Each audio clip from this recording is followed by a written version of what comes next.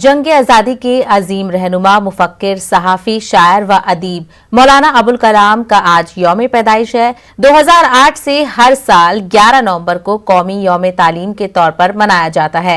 मौलाना अबुल कलाम आज़ाद मुल्क के पहले वज़ीर तालीम थे। 1992 में मौलाना को उनकी खिदमात के लिए भारत रत्न से भी नवाजा गया था। आप ये खास रिपोर्ट देखिए। मुझे दीजिए इजाज़त। आदाब।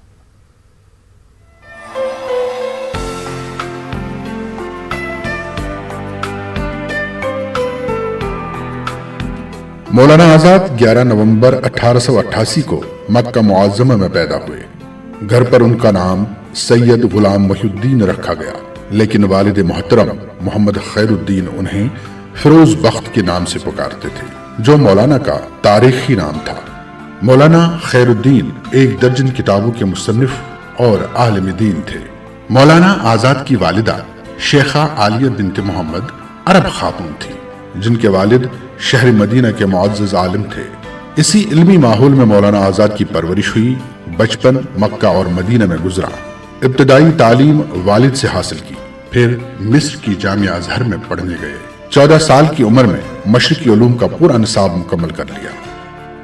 वो एक नामवर सहाफ़ी, बेमिसल खतीब, ज़बरदस्त आलिम दीन, मुफस्सिर कुरान और हमारी अदबी जो नस्र है उसका बहुत बड़ा नाम है। उनकी हैरान कुन ज़हानत का अंदाज़ा इससे हो जाता है कि हिंदुस्तान आकर कलकत्ता से उन्होंने सिर्फ 15 साल की उम्र में लिसानुल सिद्क़ के नाम से एक महानामा जारी कर दिया, जिसकी मौलाना अल्ताफ हुसैन हाली जैसे आलिम ने भी बेहद तारीफ की। आज़ाद उन दिनों अपना नाम अबुल कलाम आज़ाद दहलवी लिखा करते थे। बाद में मौलाना ने कलकत्ता से ही अल हिलाल के नाम से अखबार शुरू किया। ये अपनी तर्ज का पहला अखबार था जिसमें तरक्की पसंदाना सियासी ख्यालात और अक्ली नौयत के मजहबी मज़ामीन और आला संजीदा अदब को जगह दी जाती थी।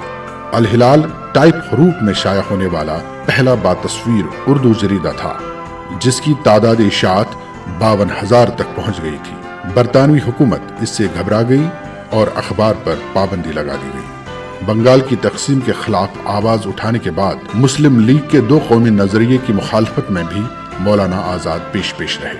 हिंदुस्तान की जद्दोजहद आज़ादी में शिरकत के लिए महात्मा गांधी जनूबी अफ्रीका से हिंदुस्तान वापस आए तो मौलाना आजाद हमेशा उनके हो रहे। सियासी सरगर्मियों की वजह से मौलाना की जिंदगी का बड़ा हिस्सा जेल और कैदबंद में गुजरा।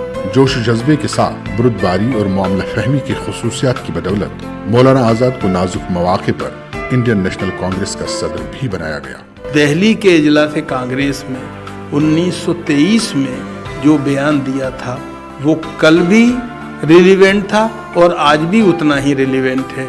उन्होंने कहा था, अगर एक फरिश्ता आसमान की बुलंदियों से उतर कर आए, कुतुब मीनार की चोटी पर खड़े होकर ये कहे हिंदुस्तान को स्वराज अभी मिल सकता है, बशर्ते कि वो हिंदू मुस्लिम इत्तेहाद से दस्तबरदार हो जाए, तो मैं स्वराज से दस्तबरदार होना पसंद करूंगा, हिंदू मुस्लिम इत्तेहाद से नहीं। कैदबंद के अय्याम में मौलाना आजाद ने 2 बड़े इल्मी काम किए। तर्जुमानुल कुरान की उन्वान से उर्दू में कुरान मजीद की आसान तफसीर लिखी और किले अहमद नगर में दोस्तों के नाम वो खतूत लिखे जो कभी पोस्ट नहीं किए गए और बाद में गुबार खातिर के उन्वान से शाया हुए। तर्जुमानुल कुरान को इस्लामियात के ताल्लुक से मौलाना आजाद का सबसे बड़ा इल्मी कारनामा माना जाता है, जिसे साहित्य अकादमी ने 4 जुल्दों में शाया किया है।